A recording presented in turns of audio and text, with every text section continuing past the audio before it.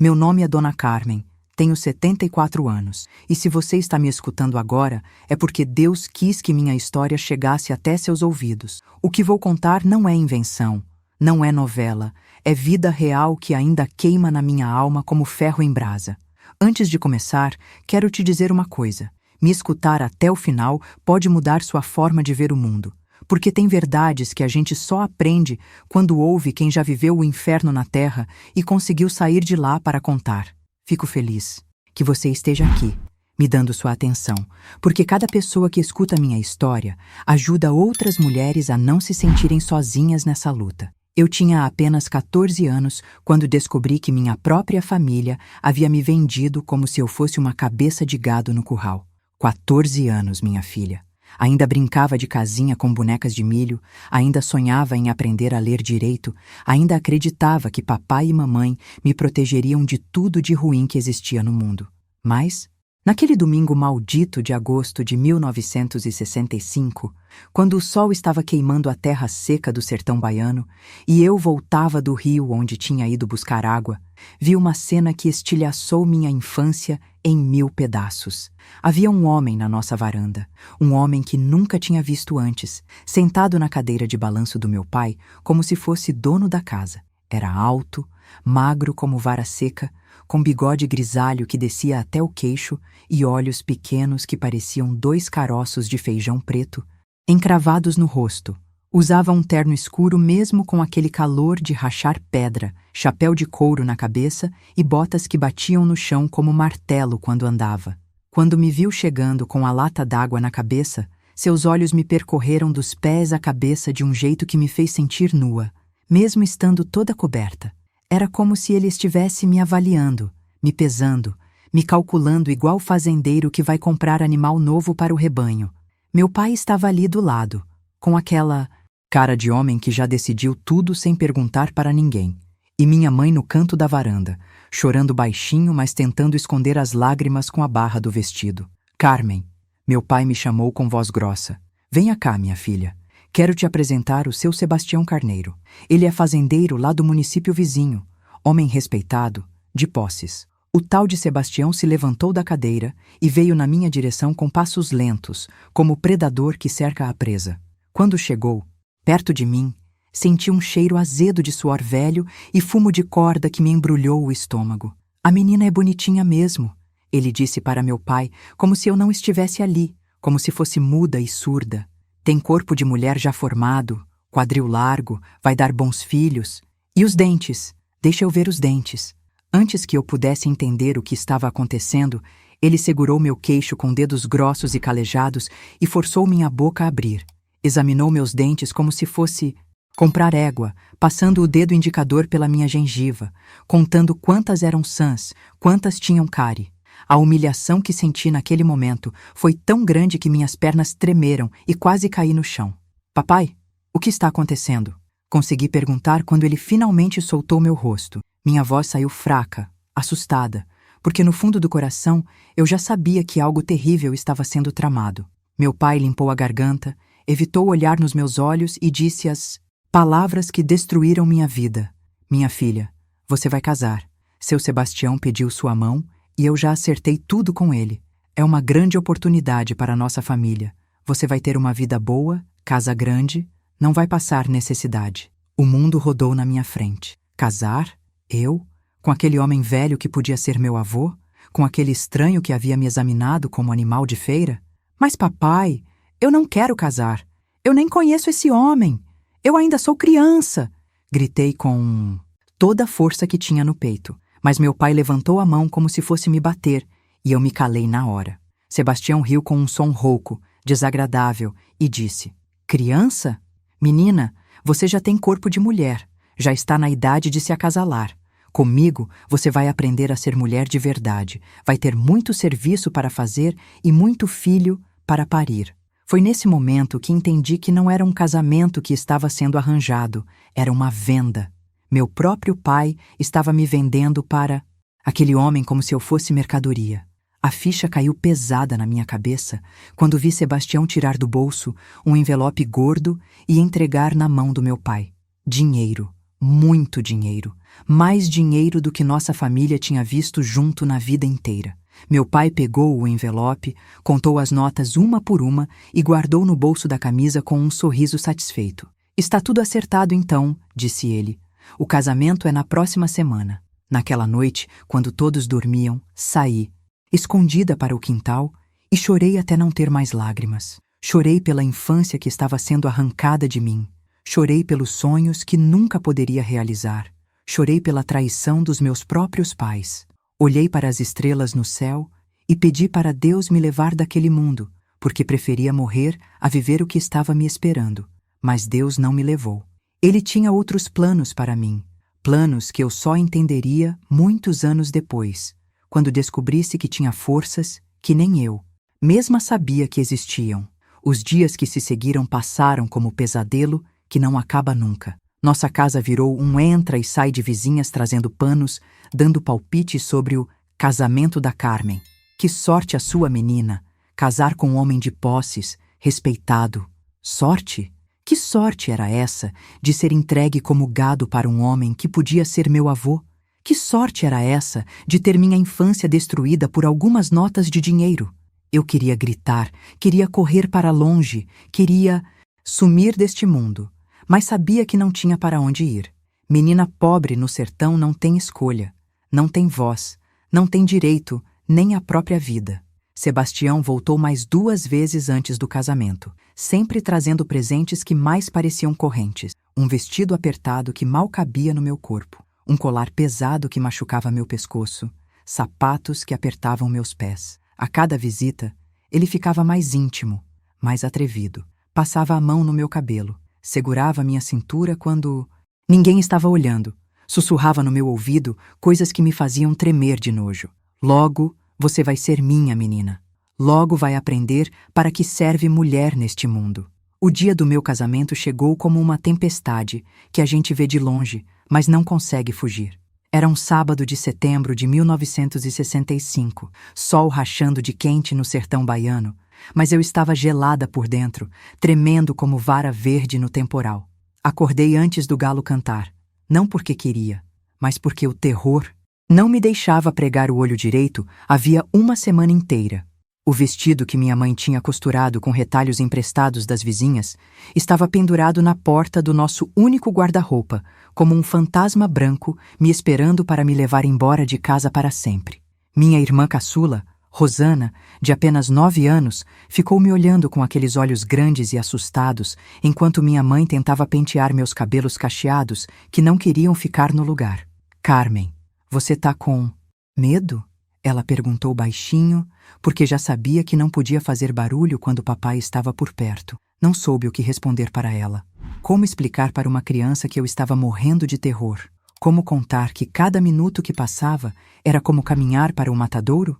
Só conseguia apertar a mãozinha dela e dizer: estude muito, Rosana. Não deixe ninguém decidir sua vida por você. Promete? A igreja estava lotada de gente curiosa, todo mundo querendo ver o casamento da menina Carmen com o fazendeiro rico.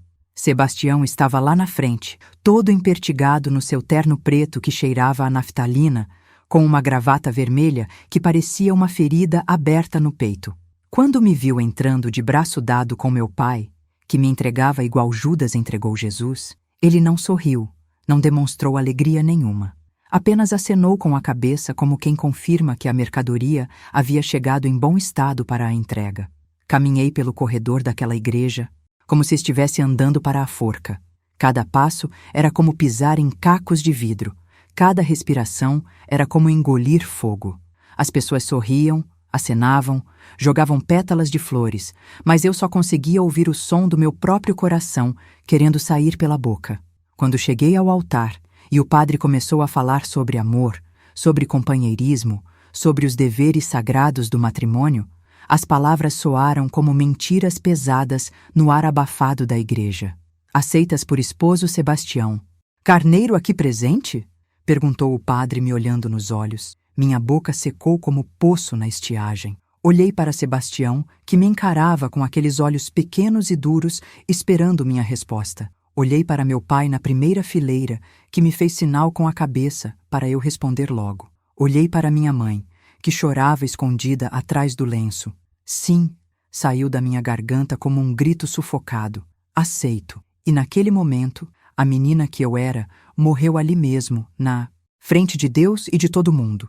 O beijo que ele me deu no altar foi gelado, molhado, nojento. Era como ser beijada por uma lesma gigante. Senti seu gosto azedo de fumo e cachaça. Senti sua saliva grossa misturando com a minha. Senti sua barba áspera arranhando meu rosto de criança. As pessoas aplaudiram, gritaram "Viva os noivos!", cantaram parabéns, mas eu me sentia como se estivesse assistindo tudo de longe, como se aquela menina de vestido branco, sendo beijada por aquele homem velho, fosse outra pessoa, não eu. A festa foi na casa dele, uma casa grande de fazenda com paredes grossas de adobe e janelas pequenas que mais pareciam olhos tristonhos olhando para o nada. Tinha sanfona tocando, mesa farta com galinha assada, farofa amarelinha, doce de leite, cachaça correndo solta para os homens, mas eu estava ali como uma boneca de pano, sorrindo quando mandavam sorrir, cumprimentando quem chegava perto, mas com a alma já morta por dentro. As mulheres mais velhas se aproximavam de mim com sorrisos falsos, dando conselhos que eram como facadas na ferida aberta. Seja sempre obediente, querida. Nunca contrarie seu marido. Lembra que agora seu corpo pertence a ele. Cada palavra era como uma pedra sendo jogada na minha cova. Quando anoiteceu e a festa terminou, chegou o momento que eu mais temia. Sebastião me levou para dentro da casa, para o quarto que agora seria nosso. Embora eu soubesse que nada ali dentro seria meu de verdade. Era um cômodo grande e escuro, com uma cama de madeira pesada que rangia só de olhar, um crucifixo pregado na parede e mais nada. As janelas tinham grades grossas de ferro que ele disse serem para nossa proteção, mas eu vi logo que eram para me manter presa, feito passarinho na gaiola. Ele me mandou trocar de roupa, tirar o vestido de noiva e colocar a camisola que minha mãe havia preparado. Uma coisa feia, branca, que mais parecia roupa de defunto. Quando saí do banheiro, tremendo dos pés, a cabeça, ele estava sentado na beira da cama apenas de calção, me olhando como lobo olha para cordeiro na hora do jantar. "Vem cá, menina", ele disse com voz rouca. "Agora você vai aprender para que serve mulher neste mundo." O que aconteceu naquela noite não vou contar em detalhes, porque tem dor que não merece ser dividida. Tem violência que só quem sofreu sabe o peso que carrega.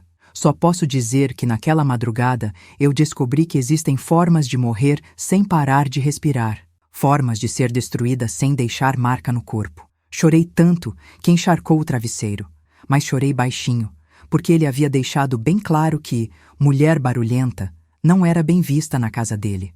Ali, naquela cama fria, aos 14 anos de idade, entendi que minha infância tinha morrido de vez e que a mulher que eu era obrigada a ser não tinha nada a ver com a menina que eu sonhava continuar sendo.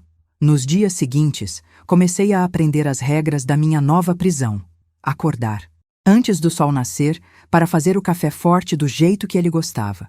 Preparar mingau de milho, ovo frito, queijo fresco, varrer o terreiro gigante com vassoura de palha até não sobrar nenhum cisco, lavar roupa no tanque que cortava minhas mãos de criança, cuidar das galinhas, dos porcos, da horta, cozinhar feijão com carne seca, fazer farinha de mandioca, preparar rapadura derretida, arrumar a casa inteira sem fazer barulho, porque ele não gostava de algazarra, e no fim do dia, quando ele chegava suado e empoeirado da lida na fazenda, ter que aturar os abusos dele novamente, como se fosse minha obrigação deixar ele fazer o que quisesse com meu corpo. A solidão naquela casa era como um bicho feroz que me devorava aos poucos. Durante o dia inteiro, eu não falava com ninguém, não via a alma viva, não escutava a voz humana, além da minha própria, quando sussurrava com os animais do quintal, só para não enlouquecer de vez.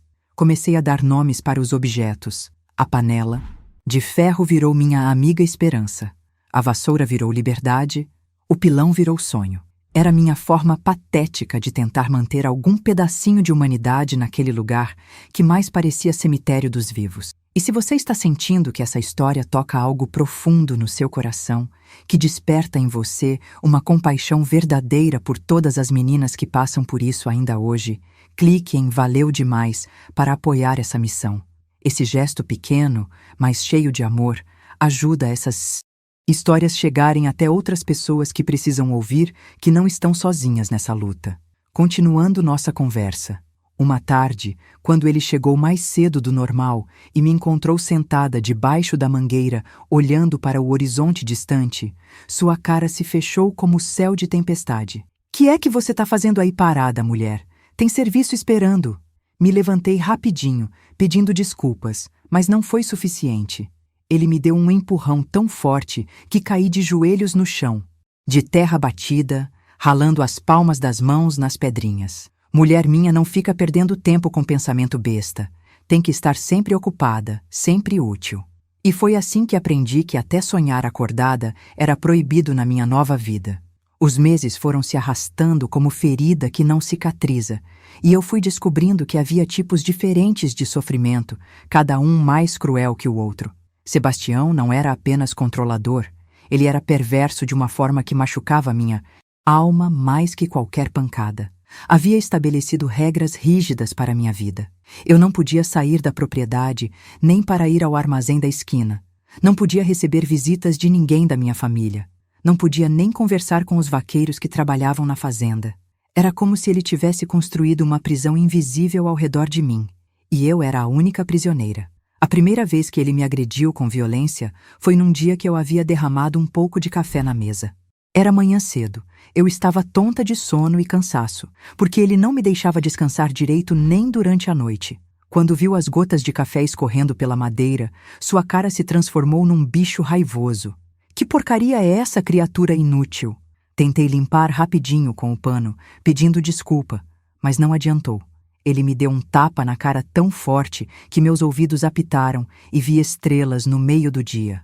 A dor foi terrível, mas pior que a dor física foi perceber que ali, naquela cozinha, eu estava completamente sozinha como um homem que podia fazer qualquer coisa comigo.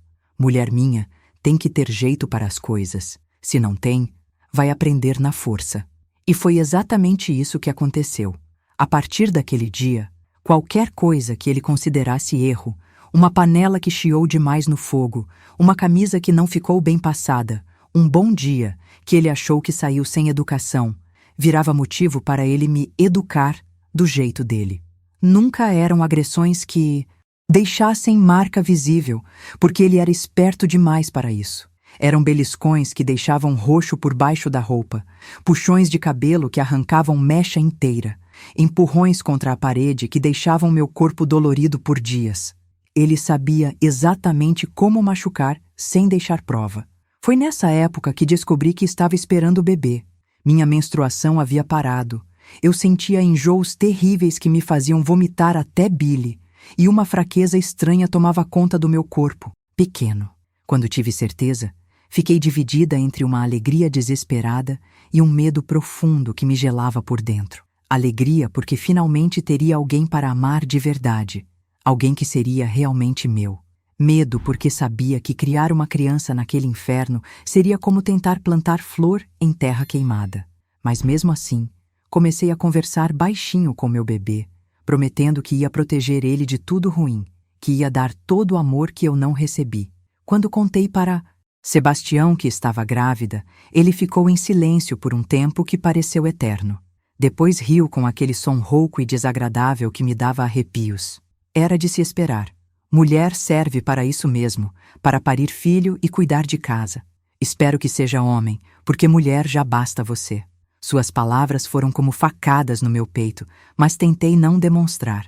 Naquela noite, pela primeira vez em meses, ele não me tocou. Disse que mulher prenha é como vaca prenha, tem que ter cuidado para não estragar a cria. Era a primeira paz que eu tinha há muito tempo, mesmo sendo por um motivo tão cruel. Durante os primeiros meses de gravidez, as agressões diminuíram um pouco, mas o controle ficou ainda mais rígido. Ele me trancava dentro de casa quando saía, levando a chave da porta principal. Dizia que era para me proteger, mas eu sabia que era para ter certeza de que eu não fugiria. As janelas todas tinham grades, o quintal era cercado por muro alto com cacos de vidro no topo. Eu era como bicho enjaulado, só que a jaula era uma casa inteira. Passava os dias conversando com meu bebê na barriga, cantando cantigas de ninar que minha mãe cantava para mim, sonhando com o dia que teria nos braços essa pessoinha que ia me amar de verdade. Mas meu corpo pequeno, que ainda estava crescendo, não aguentou carregar outro ser dentro dele. Numa madrugada do 5º mês, acordei com uma dor lancinante no baixo ventre, como se alguém estivesse me rasgando por dentro com faca cega. Era uma dor diferente de tudo que eu já havia sentido. Uma dor que vinha de dentro para fora, que me fazia dobrar no meio da cama e gritar mesmo sabendo que ele não gostava de barulho. Quando ele acordou e viu o sangue escorrendo pelas minhas pernas, formando uma poça vermelha no lençol branco, apenas balançou a cabeça com desprezo. Lá se foi. Mulher fraca não presta nem para parir direito. Não chamou médico, não chamou parteira, não demonstrou a menor preocupação comigo ou com o bebê que estávamos perdendo.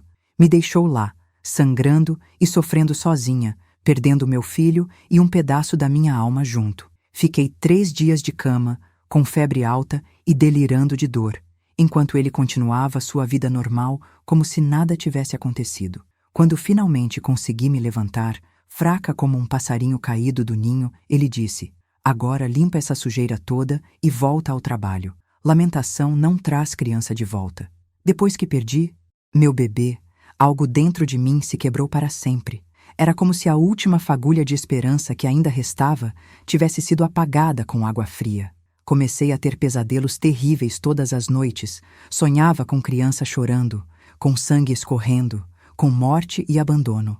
Acordava gritando, mas ele mandava eu me calar com uma frieza que me arrepiava. Se não consegue dormir direito, vai dormir lá fora com os cachorros. E algumas noites foi exatamente isso que aconteceu.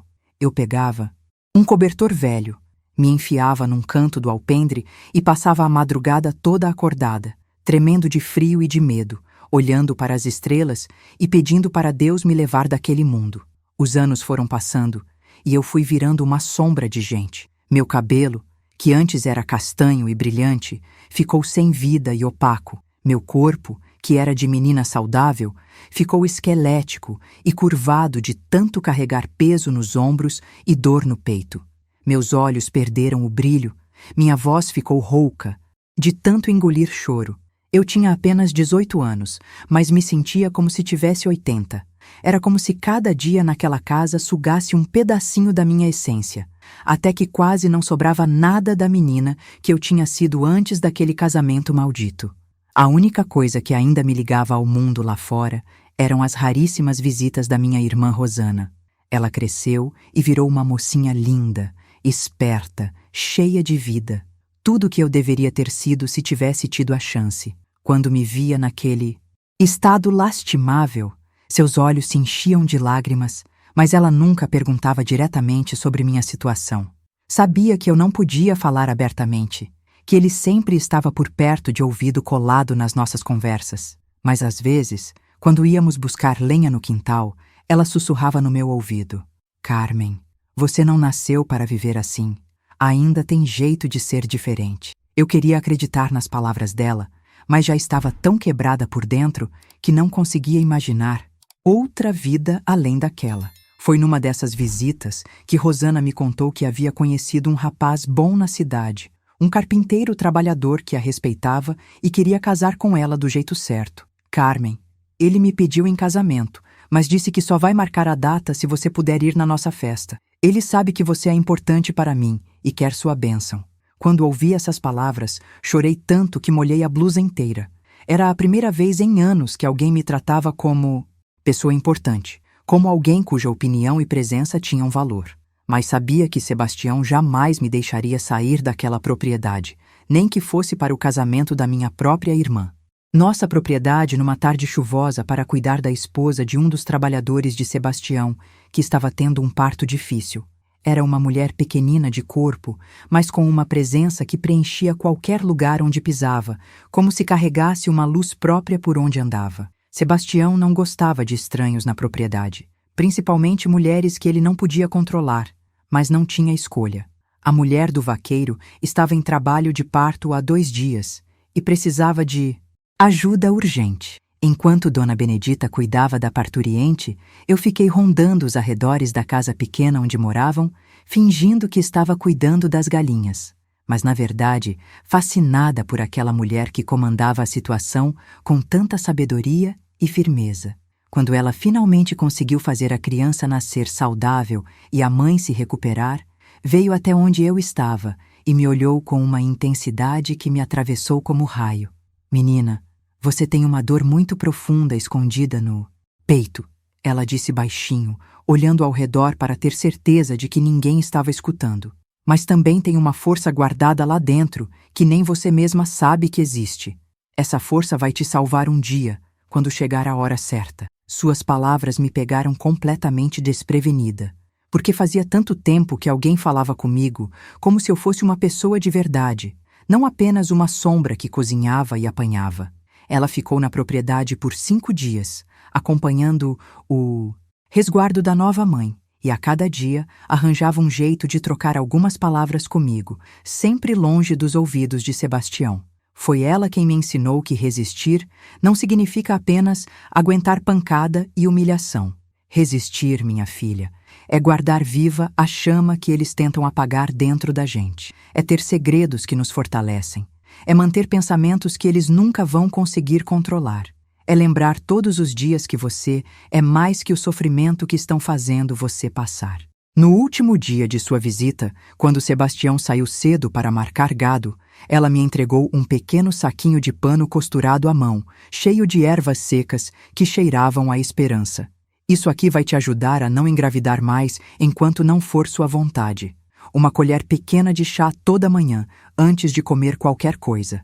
Mas isso fica entre nós duas, ouviu bem? É nosso segredo sagrado. Aquele pequeno saquinho de ervas representou minha primeira vitória silenciosa contra ele. Durante todos os anos que se seguiram, Sebastião ficou cada vez mais irritado porque eu não dava mais filhos para ele.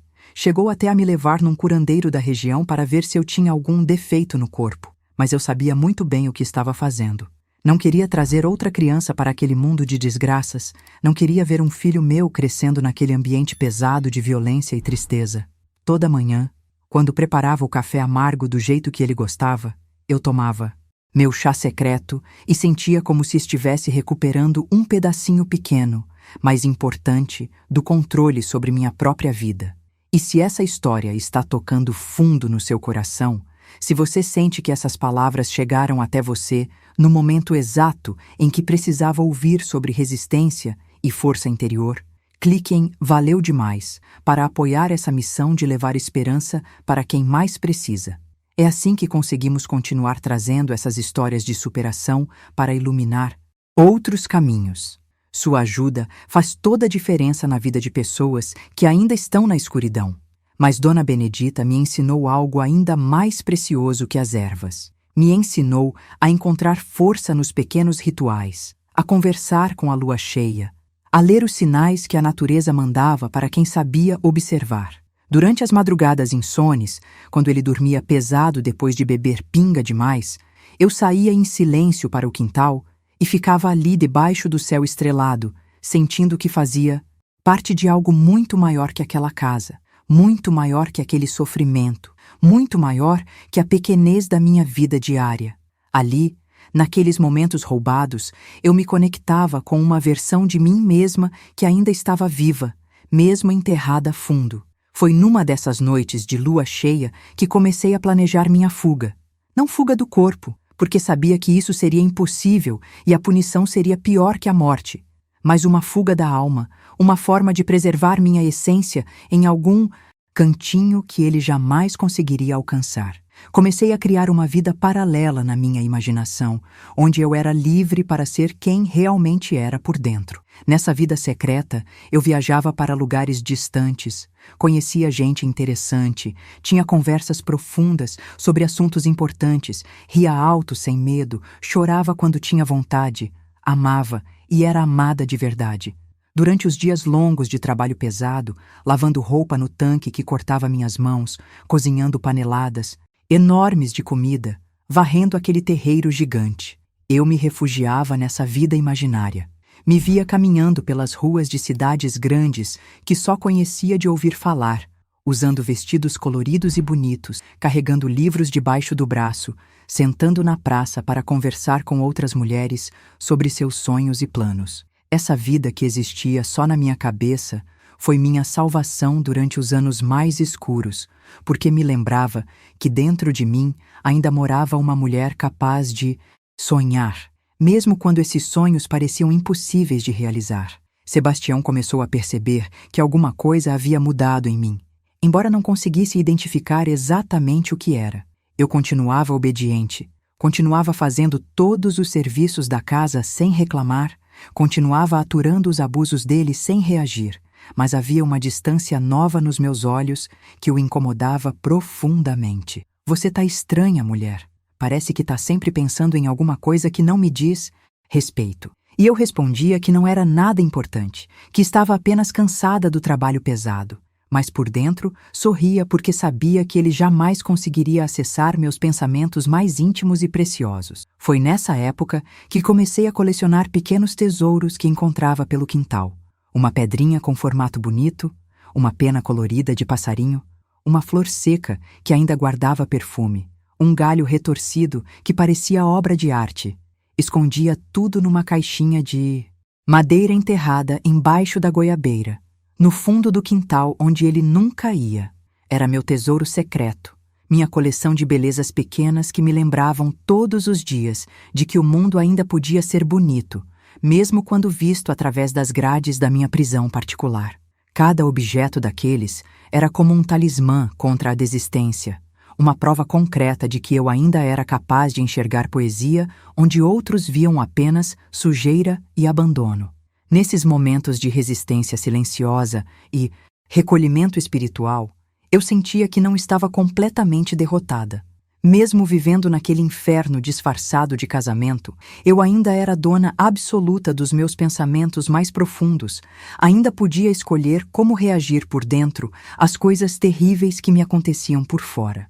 Era pouco diante de tanta dor, mas era alguma coisa importante. E às vezes, alguma coisa pequena, mas verdadeira, é suficiente para manter uma pessoa viva até que dias melhores apareçam no horizonte. Os anos de 1972 e 1973 trouxeram mudanças que eu não esperava. Sebastião começou a demonstrar sinais de que sua saúde não estava bem. Primeiro, apareceu uma tosse seca e persistente que não melhorava nem com os chás que eu preparava, seguindo as receitas que Dona Benedita havia me ensinado. Depois, vieram dores nas costas que o faziam gemer durante a noite inteira, e uma fraqueza geral que foi tomando conta daquele corpo antes tão ameaçador. Eu observava tudo em silêncio, sem demonstrar nem alegria nem pena, apenas cumprindo meu papel de cuidar dele como sempre havia cuidado de tudo na vida, por obrigação, não por amor. Durante uma das crises mais fortes dele, quando mal conseguia sair da cama e precisava de ajuda até para beber água, recebi a visita mais inesperada e importante da minha vida. Minha irmã Rosana apareceu no portão numa manhã de sol, mas dessa vez não estava sozinha. Ao lado dela, caminhava um homem jovem, de aparência honesta, com olhos gentis e um sorriso que iluminava o rosto inteiro quando olhava para ela. Carmen, disse ela com a voz tremendo de emoção. Este é Antônio, meu noivo.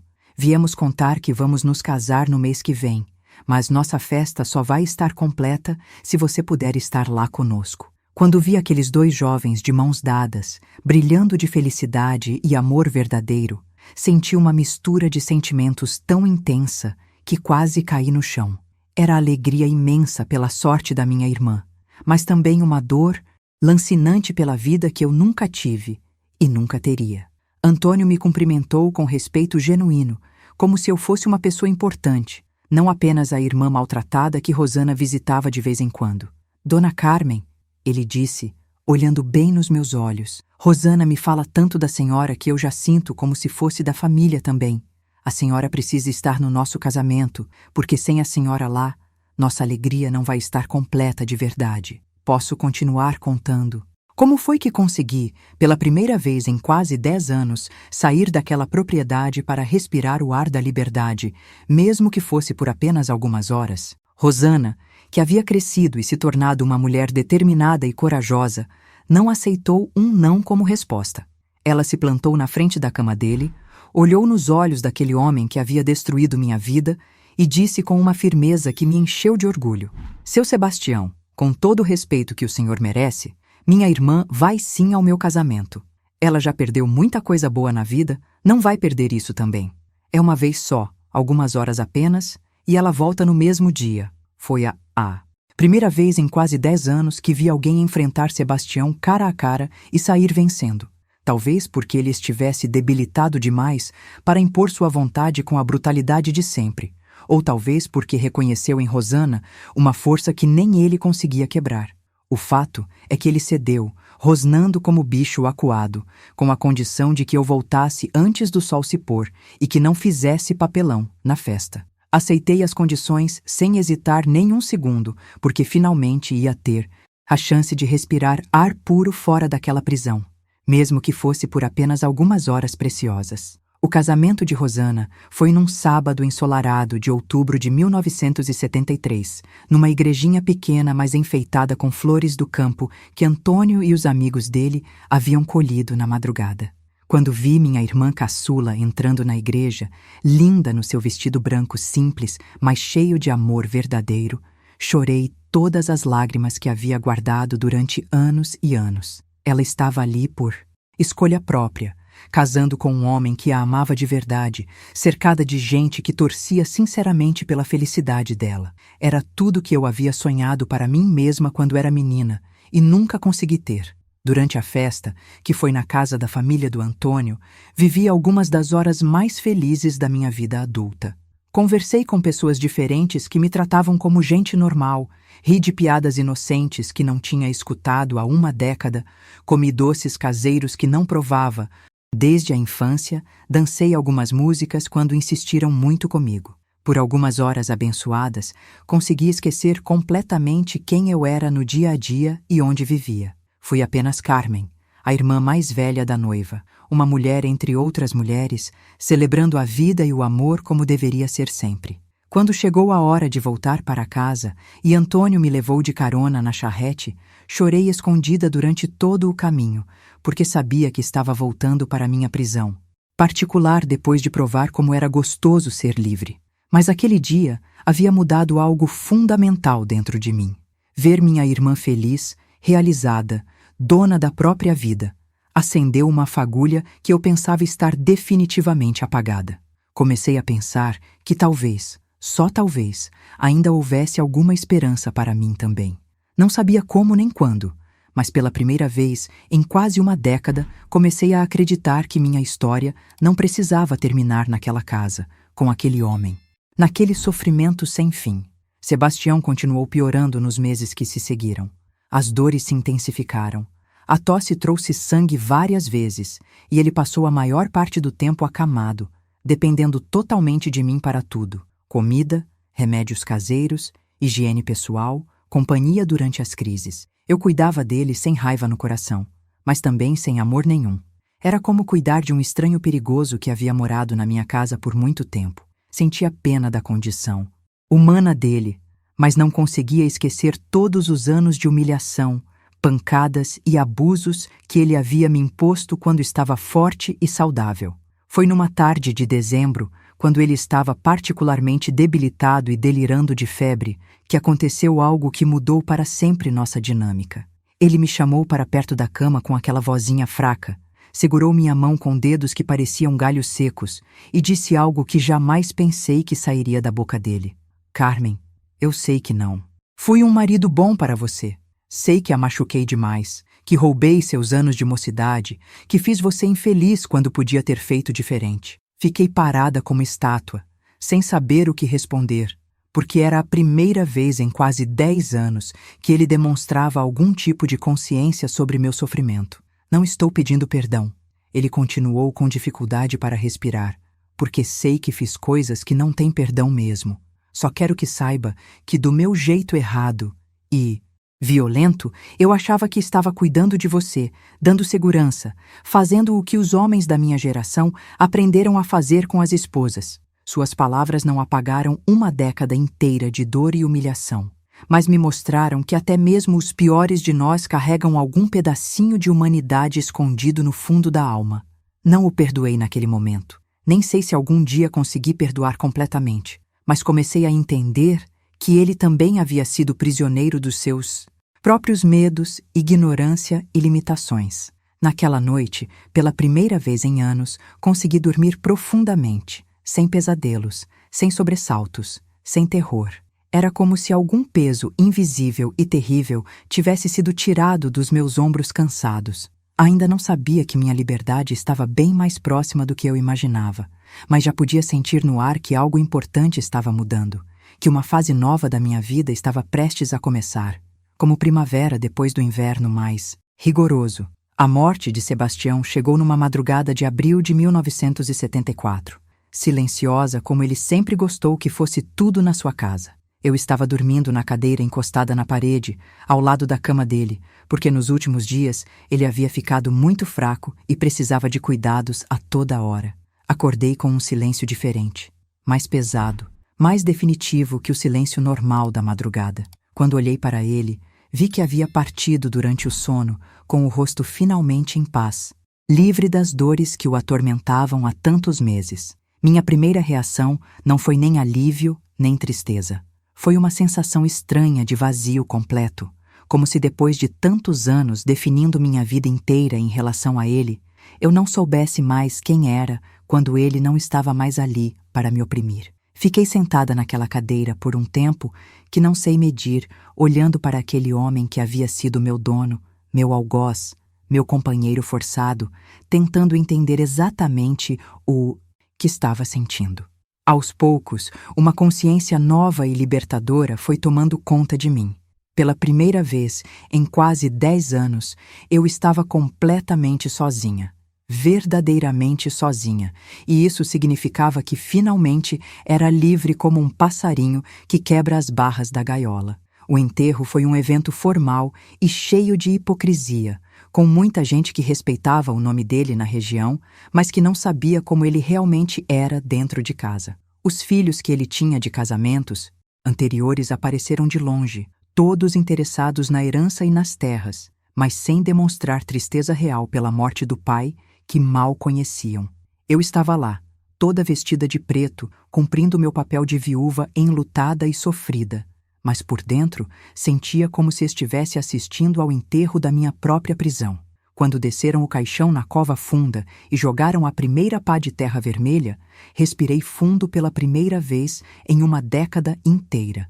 Nos dias que se seguiram ao funeral, descobri que ele havia deixado a casa e uma quantia pequena, mas significativa de dinheiro para mim no testamento. Os filhos ficaram com as terras produtivas, o gado e os negócios mais rentáveis, mas aparentemente ele havia reconhecido que eu merecia alguma coisa pelos anos de dedicação e cuidados. Foi o mínimo que ele pôde fazer depois de tudo, comentou uma das vizinhas, e eu concordei mentalmente. Era realmente o mínimo diante de tanta destruição, mas era o suficiente para me dar uma chance real de recomeçar minha vida do zero, pela primeira vez escolhendo meu próprio caminho. A primeira coisa que fiz quando me vi sozinha na casa foi abrir todas as janelas e portas que ficavam trancadas há anos. Todas, até mesmo aquelas dos cômodos que ele considerava proibidos para mim. A luz do sol da manhã entrou como um rio dourado e abençoado, iluminando cantos escuros que pareciam ter esquecido completamente como era ser tocados pela claridade. Depois arranquei as cortinas pesadas e sujas, lavei todos os panos da casa com sabão forte, varri cada cantinho, limpei cada móvel com carinho. Era como se estivesse fazendo uma limpeza não apenas da casa física, mas da minha própria alma machucada, preparando tudo para uma vida nova que estava começando naquele exato momento. Conhecido antes de mim, fotografias amareladas de famílias que ele havia abandonado, documentos que mostravam que sua vida tinha sido bem mais suja e complicada do que eu imaginava. Descobri que ele havia tido outros relacionamentos, outras esposas que provavelmente sofreram o mesmo que eu sofri, outras histórias de dor e abandono que eu nunca soube. Queimei tudo no quintal da casa, não por raiva ou vingança, mas porque não queria carregar os segredos podres de um morto. Já havia carregado peso demais nos ombros durante minha vida inteira. Minha irmã Rosana foi minha primeira visita oficial como mulher livre e viúva. Chegou acompanhada do marido Antônio e com 2 filhos pequenos que haviam tido, um menino de 3 anos e uma menina de apenas 1 ano, ambos gorduchos e risonhos como só crianças felizes conseguem ser. Quando Rosana me viu sem aquela sombra constante de tristeza no olhar, sem aquela postura curvada de quem carrega sofrimento demais, começou a chorar de alegria. Carmen, minha irmã, ela disse me abraçando forte. Você está diferente. Está com cara de quem voltou a viver de verdade. Parece que acordou de um pesadelo muito longo. E era exatamente isso que eu sentia. Como se estivesse acordando de um sono muito profundo e muito escuro. Como se finalmente pudesse abrir os olhos para um mundo que havia esquecido como era bonito e cheio de possibilidades. Nos dias que se seguiram, comecei a redescobrir coisas simples que haviam sido proibidas durante quase uma década. Rir alto sem medo de ser punida, cantar enquanto lavava roupa, conversar com os vizinhos que passavam na estrada, sentar na varanda para ver o pôr do sol sem ter que pedir permissão para ninguém. Cada uma dessas pequenas liberdades era como um presente precioso que eu estava ganhando de volta. Foi Antônio, o marido da Rosana, quem me deu a ideia que mudaria completamente o rumo da minha vida nova. Dona Carmen, ele disse numa tarde, quando estávamos conversando na sombra da mangueira, a senhora lê e escreve tão bem, tem tanta paciência com crianças, por que não pensa em dar aulas para os meninos da região? Tem muita família aqui que não consegue mandar os filhos para a escola da cidade, mas que pagaria para alguém ensinar as primeiras letras aqui mesmo no povoado. A sugestão me pegou de surpresa total, porque fazia tanto tempo que eu havia enterrado o sonho de ser professora, que nem lembrava mais que isso havia sido importante para mim quando menina. Mas a ideia foi crescendo na minha cabeça como semente em terra boa depois da chuva. Eu realmente sabia ler e escrever bem, melhor que a maioria das pessoas da região. Tinha paciência natural com crianças e, mais importante ainda, finalmente tinha tempo, liberdade e energia para fazer o que quisesse com minha vida. Comecei a conversar com os vizinhos, sondando o interesse deles numa escola informal feita na minha própria casa. A resposta foi muito melhor do que eu esperava. Várias famílias ficaram interessadas, porque queriam que os filhos aprendessem a ler e fazer contas, mas não tinham condições de mandar as crianças para longe de casa. Transformei a sala maior da casa numa sala de aula improvisada, mas cheia de carinho. Usei parte do dinheiro que Sebastião havia me deixado para comprar cadernos, lápis de cor, uma lousa pequena, alguns livros básicos para ensinar as primeiras letras. Fiz cartazes coloridos com o alfabeto, com números, com desenhos simples de animais e plantas para tornar o aprendizado mais gostoso. Cada preparativo era uma alegria nova brotando no meu peito, porque finalmente estava construindo alguma coisa que era totalmente minha.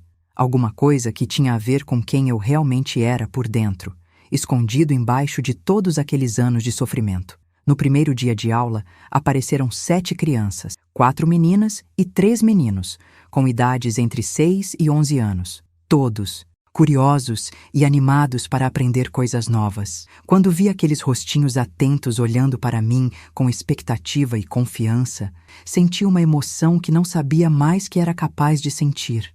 Era felicidade pura e simples, sem complicação nenhuma.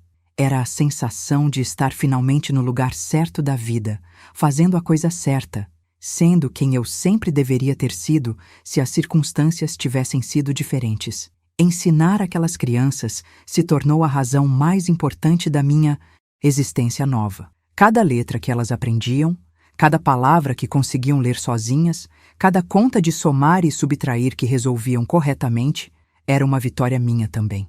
Era como se, através delas, eu estivesse recuperando todos os anos perdidos, toda a educação que me foi negada quando criança, todos os sonhos que tiveram que ser enterrados por tanto tempo. Elas me chamavam de Professora Carmen, e esse título soava nos meus ouvidos como a música mais bonita do mundo inteiro. Entre os meus alunos, havia uma menina especial chamada Maria José, que me lembrava muito de mim mesma quando tinha a idade dela. Ela tinha 9 anos, cabelos cacheados sempre desarrumados e olhos brilhantes de curiosidade e inteligência. Vinha de uma família muito pobre. O pai trabalhava na roça de outros e a mãe lavava roupa para fora. mas tinha uma sede de conhecimento que me emocionava todos os dias. Muitas vezes chegava à aula sem ter tomado café da manhã, então eu sempre guardava um pedaço de bolo de milho ou umas biscoitas de goma para dividir com ela. Professora Carmen, ela me disse um dia com aqueles olhos brilhando, quando eu crescer, quero ser igual à senhora. Quero ensinar outras crianças a ler e escrever também. Naquele momento abençoado, entendi com toda clareza que minha história de sofrimento havia encontrado seu propósito maior e mais sagrado. Inspirar outras pessoas a acreditar que sempre é possível recomeçar, não importa o quanto a vida tenha machucado antes. Toda a dor que passei, toda a humilhação que engoli, toda a lágrima que derramei em silêncio havia servido para me preparar para esse momento de ser útil na vida de crianças que precisavam de alguém que acreditasse nelas de verdade. Foi através da Maria José que conheci seu tio, professor João, um homem que havia estudado na capital e voltado para a região para cuidar da mãe doente. Ele era bem diferente de todos os homens que eu havia conhecido na vida. Gentil, sem ser falso, respeitoso sem ser distante, interessado em ouvir o que eu tinha a dizer, sem me tratar como criatura inferior.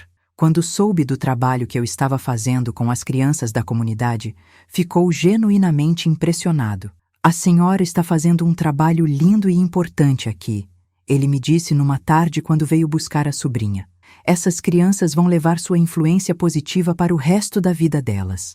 Era a primeira vez na minha vida que um homem me tratava como uma pessoa inteligente, capaz, digna de admiração e respeito verdadeiros. Professor João começou a aparecer com mais frequência, sempre com alguma desculpa relacionada a Maria José, mas eu percebia que ele gostava de conversar comigo sobre assuntos importantes e interessantes. Falávamos sobre os livros que eu estava tentando conseguir para melhorar a escola, sobre os sonhos e dificuldades das crianças da região, sobre como a educação podia transformar uma comunidade inteira quando feita com amor e dedicação.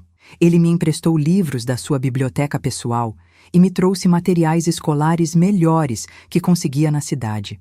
Aos poucos, uma amizade verdadeira e bonita foi nascendo entre nós, baseada no respeito mútuo e na afinidade sincera de ideias e valores. Mas o que mais me surpreendia no professor João era a paciência carinhosa com que ele ouvia minha história quando finalmente tive coragem de contar tudo o que havia passado. Diferente do que eu esperava, pena, horror, nojo, ele demonstrou uma admiração profunda pela força que eu havia encontrado para sobreviver àquilo tudo e ainda conseguir reconstruir minha vida de forma tão bonita e útil.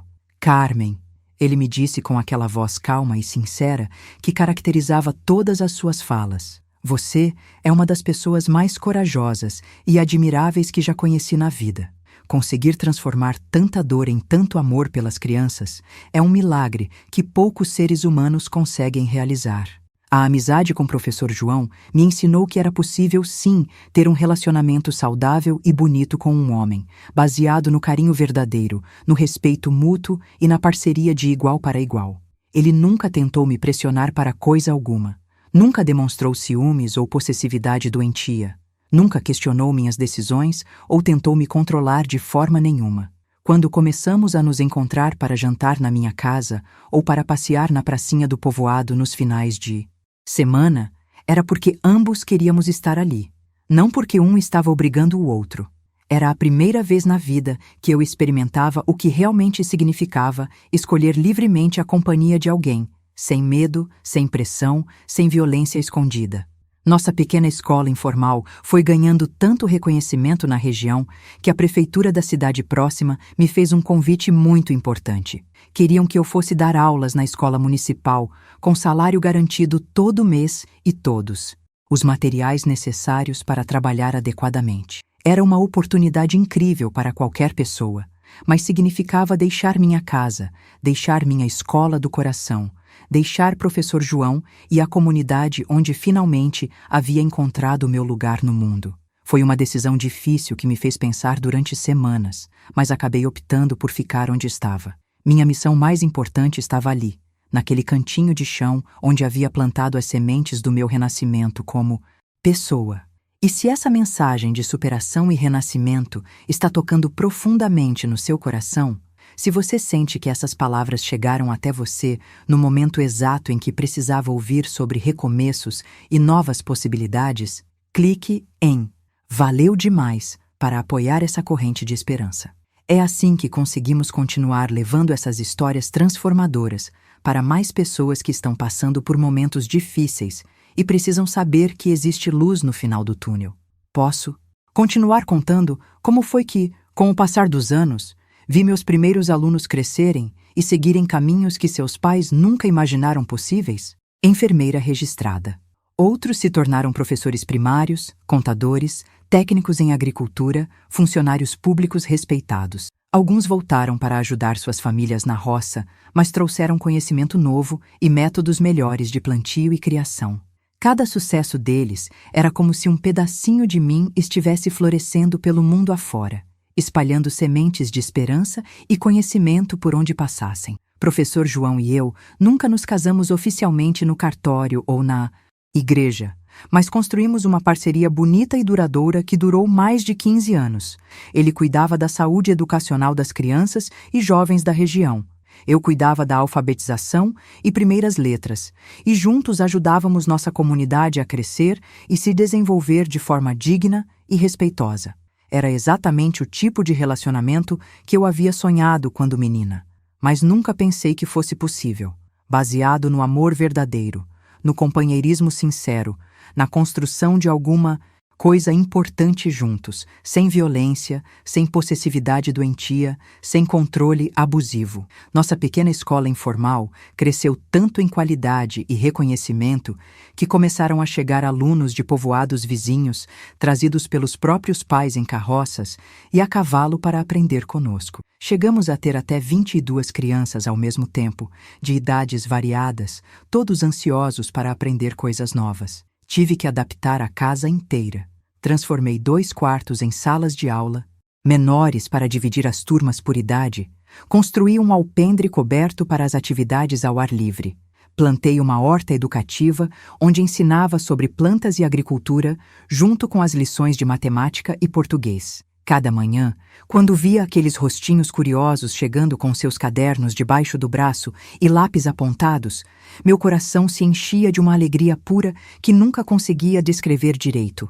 Era como se cada criança trouxesse consigo um pedacinho do futuro melhor que estávamos construindo juntos. Ensinava não apenas as letras e números, mas também valores importantes como respeito, honestidade, perseverança e, principalmente, a certeza de que cada pessoa tem valor e merece ser tratada com dignidade. Os anos de 1980 e 1981 trouxeram mudanças importantes na minha vida pessoal. Professor João recebeu um convite para trabalhar numa escola técnica da capital, uma oportunidade profissional que ele não podia recusar. Foi uma despedida dolorosa, mas necessária para o crescimento dele. Nos despedimos com carinho e gratidão por tudo que havíamos construído juntos, prometendo manter contato através de cartas. Ele partiu numa manhã de setembro, e eu fiquei ali na estação rodoviária, acenando até o ônibus sumir na curva da estrada empoeirada. Ficar sozinha novamente foi difícil no começo, mas descobri que eu havia me tornado uma mulher forte e independente, capaz de tocar minha vida e meu trabalho sem depender de ninguém. A escola continuou funcionando perfeitamente, as crianças continuaram aprendendo e crescendo, e eu continuei encontrando propósito e alegria em cada pequena vitória educacional. Aos 30 anos de idade, eu finalmente havia me tornado a pessoa que sempre sonhei ser, útil, respeitada, livre e feliz com minhas próprias escolhas. Foi nessa época que comecei a escrever cartas para jornais da região, contando sobre a importância da educação rural e defendendo melhores condições de ensino para as crianças do interior. Algumas dessas cartas foram publicadas e chamaram a atenção de autoridades educacionais. Recebi convites para participar de reuniões na prefeitura, para dar depoimentos sobre educação informal, para ajudar no planejamento de outras escolas rurais. Era incrível pensar que eu, que havia começado a vida como uma menina vendida aos 14 anos, agora era consultada como especialista em educação. Em 1983, aconteceu algo que mudou completamente o rumo da minha escola. O governo estadual lançou um programa de apoio às escolas comunitárias rurais, oferecendo material didático, merenda escolar e até um pequeno salário para professores qualificados. Minha escola foi uma das selecionadas para participar do programa. De repente, eu tinha recursos que nunca sonhei ter: livros novos, cadernos para todos os alunos, lápis de cor, mapas, até mesmo um pequeno quadro negro de verdade. Mas a mudança mais significativa veio quando uma jovem professora, recém-formada, chamada Lúcia, foi designada para trabalhar comigo como auxiliar. Ela tinha apenas 22 anos, era cheia de energia e ideias novas, e trazia métodos de ensino que ela havia aprendido na faculdade da capital. No começo, fiquei um pouco insegura, pensando que ela poderia achar meus métodos ultrapassados ou inadequados, mas Lúcia me surpreendeu com sua humildade e respeito. Dona Carmen, ela me disse no primeiro dia, eu vim aqui para aprender com a senhora tanto quanto para ensinar. A senhora tem uma experiência prática que nenhuma faculdade ensina. Trabalhar com Lúcia foi uma das experiências mais enriquecedoras da minha vida. Ela me ensinou técnicas pedagógicas modernas, formas diferentes de organizar o ensino, maneiras criativas de motivar os alunos. Eu ensinei para ela a paciência necessária para trabalhar com crianças de diferentes níveis sociais, a importância de conhecer cada família individualmente, a arte de adaptar o ensino à realidade de cada criança. Juntas, criamos uma metodologia única que combinava o melhor dos dois mundos, a experiência prática com a teoria educacional moderna. Nossa parceria durou 5 anos maravilhosos. Durante esse período, nossa escola se tornou referência na região. Educadores de outros municípios vinham nos visitar para conhecer nossos métodos. Estudantes universitários faziam estágios conosco. Até mesmo um jornalista de uma revista estadual veio fazer uma reportagem sobre nossa escola comunitária. Cada reconhecimento era uma vitória não apenas profissional, mas pessoal também, porque representava a distância imensa que eu havia percorrido desde aquela menina aterrorizada de 14 anos. Em 1988, Lúcia se casou e foi morar em outra cidade com o marido. Mais uma vez, tive que aprender a trabalhar sozinha, mas dessa vez com muito mais segurança e experiência acumulada. A escola continuou crescendo e se desenvolvendo. Muitos dos meus ex-alunos, que já estavam adultos e formados, começaram a trazer seus próprios filhos para estudar comigo. Era emocionante ver essas novas gerações chegando, sabendo que eu havia contribuído para a educação dos pais delas. Durante a década de 1990, comecei a perceber que minha energia não era mais a mesma de antes. Eu já tinha passado dos 40 anos e mais de 15 anos de trabalho intenso com crianças havia cobrado seu preço físico. Minhas costas doíam de ficar tanto tempo curvada ajudando os pequenos, minha voz ficava rouca no final do dia de tanto explicar as lições, meus olhos cansavam mais rapidamente de corrigir cadernos à luz de lamparina. Mas o que me preocupava mais era o futuro da escola. Eu não tinha filhos próprios para continuar o trabalho. E não sabia se conseguiria encontrar alguém com a mesma dedicação e amor pela educação rural. Foi quando tomei uma decisão que considero uma das mais importantes da minha vida. Comecei a treinar jovens da própria comunidade para se tornarem professores auxiliares. Escolhi 3 ex-alunos meus que haviam se destacado nos estudos e tinham vocação natural para o ensino. O treinamento desses jovens professores se tornou meu último grande projeto educacional. Durante 2 anos, trabalhei intensivamente com eles, ensinando não apenas técnicas de ensino, mas principalmente a filosofia de trabalho que eu havia desenvolvido ao longo dos anos: respeito pela criança, paciência com as dificuldades, criatividade para superar limitações e, acima de tudo, amor genuíno pela educação como ferramenta de transformação social. Em 1995, quando completei 25 anos dedicados à educação rural, organizei uma grande festa de comemoração na escola. Vieram ex-alunos de todas as épocas, alguns já casados e com filhos, outros cursando universidade, muitos trabalhando em profissões que jamais teriam conseguido sem a educação básica que receberam na minha escola. Foi um dia de emoção indescritível ver como aquelas crianças Pequenas, que eu havia ensinado a segurar o lápis corretamente, agora eram adultos realizados e felizes. Durante a festa, Maria José, minha primeira aluna especial que havia se tornado enfermeira, fez um discurso que me deixou com os olhos cheios de lágrimas. Professora Carmen, ela disse diante de todos, a senhora não apenas nos ensinou a ler e escrever, a senhora nos ensinou que era possível sonhar alto, mesmo nascendo na pobreza. A senhora nos mostrou que educação é a única coisa que ninguém pode tirar da gente. Todos nós aqui somos prova viva de que a senhora mudou nossas vidas para sempre. Naquele momento, olhando para aquela sala cheia de pessoas que eu havia ajudado a formar, entendi completamente o significado da minha jornada. Toda dor que passei na juventude, toda humilhação que engoli, toda lágrima que derramei, havia servido para me preparar para essa missão sagrada de transformar vidas através da educação. Eu havia conseguido transformar meu sofrimento em instrumento de ajuda para outras pessoas. Havia conseguido fazer com que minha história de dor se transformasse numa história de esperança e superação.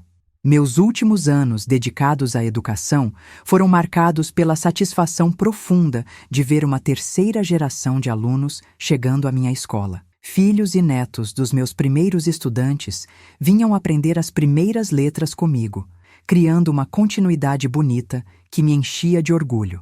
Em 2000, quando completei 49 anos de idade e 26 anos dedicados ao ensino, comecei a sentir que era hora de passar o bastão para as gerações mais novas que eu havia formado. Os 3 jovens professores que treinei durante os últimos anos haviam se tornado educadores competentes e apaixonados pelo trabalho. Carlos, filho de um dos meus primeiros alunos, havia conseguido completar o curso normal na capital e voltado para ajudar na escola. Rosa Maria e Edmilson, também ex-alunos meus, haviam se especializado em métodos de ensino rural através de cursos oferecidos pela Secretaria de Educação. Juntos, eles formavam uma equipe capaz de continuar o trabalho que eu havia começado sozinha décadas antes. A cerimônia de passagem da direção da escola para a nova equipe foi emocionante demais para descrever em palavras. Toda a comunidade se reuniu no pátio da escola numa tarde ensolarada de dezembro de 2001. Estavam presentes ex-alunos de todas as épocas, alguns já avós, outros ainda jovens universitários, muitos com seus próprios filhos nos braços. Foi Carlos quem fez o discurso principal, lembrando como eu havia chegado àquela comunidade como uma jovem viúva em busca de propósito e havia se tornado a pessoa mais respeitada e querida da região. Professora Carmen, ele disse com a voz embargada de emoção, a senhora não apenas nos ensinou a ler e escrever, a senhora nos ensinou que é possível transformar sofrimento em amor, dor em sabedoria, lágrimas em alegria. A senhora nos mostrou que uma pessoa sozinha, com determinação e fé, pode mudar o destino de centenas de outras pessoas. Nós somos a prova viva de que a educação realmente transforma vidas. Naquele momento, olhando para aquela multidão de rostos que eu havia ajudado a formar, entendi completamente que minha missão estava cumprida. Eu havia conseguido transformar minha história de sofrimento numa história de esperança e superação. Havia provado que é possível renascer das cinzas, reconstruir a vida do zero, encontrar propósito na dor. Mais importante ainda, havia multiplicado essa transformação através de centenas de outras vidas que toquei ao longo dos anos. Minha aposentadoria foi tranquila e cheia de visitações. A casa onde funcionou minha escola por tantos anos se tornou um lugar de peregrinação para educadores da região inteira.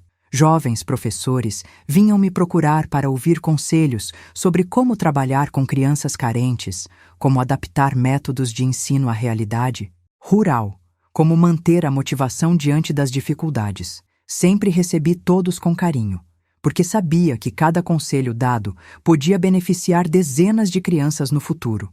Durante meus anos de aposentadoria, mantive correspondência regular com muitos ex-alunos espalhados pelo Brasil inteiro. Maria José, minha primeira aluna especial, se tornou enfermeira-chefe de um hospital em Salvador e nunca deixou de me escrever contando sobre sua vida profissional e pessoal. Outros se tornaram médicos, engenheiros, professores, funcionários públicos bem-sucedidos. Alguns permaneceram na agricultura, mas com conhecimentos técnicos que revolucionaram suas propriedades. Cada carta que recebia era como um presente, me lembrando de que o trabalho de uma vida inteira havia valido a pena. Em 2010, aos 59 anos, recebi uma homenagem que jamais esquecerei. A Prefeitura Municipal decidiu dar meu nome à escola oficial da região, que havia sido construída com recursos governamentais, para substituir as várias escolinhas comunitárias que existiam. A Escola Municipal Professora Carmen da Silva Santos foi inaugurada numa cerimônia que reuniu autoridades educacionais de todo o estado da Bahia.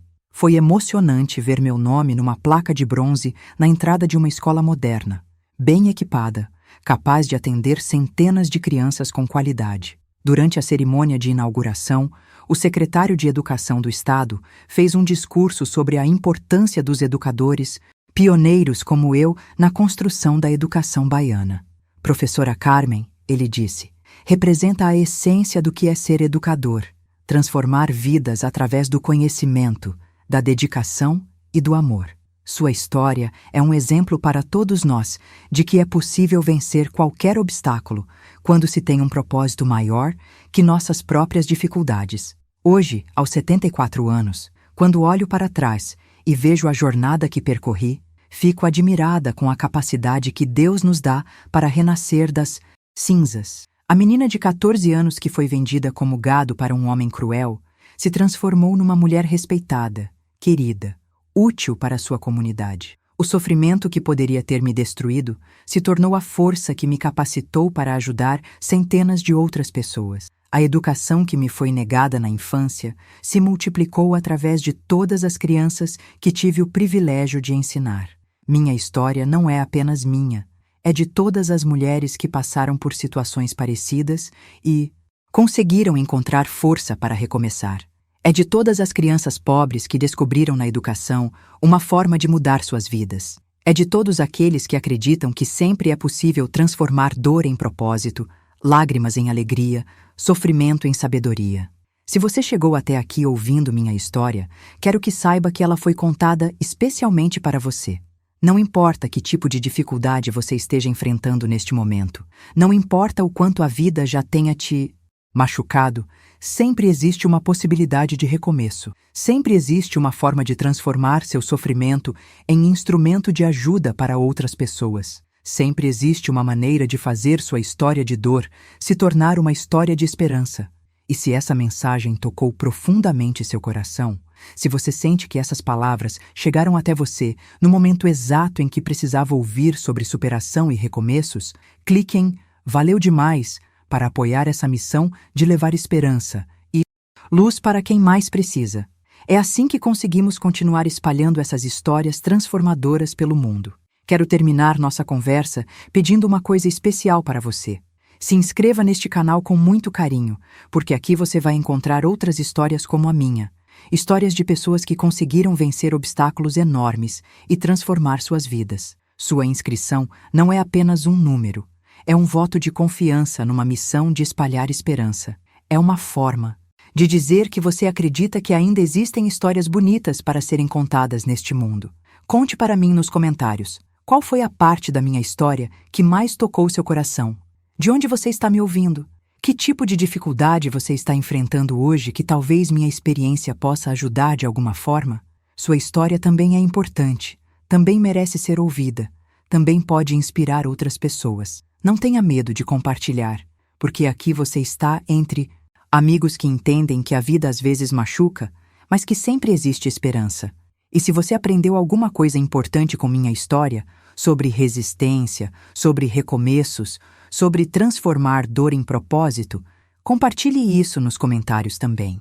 Às vezes, uma palavra sua pode ser exatamente o que outra pessoa precisa ouvir para não desistir dos seus sonhos. Lembre-se sempre, você é mais forte do que imagina, mais capaz do que acredita, mais importante do que pensa.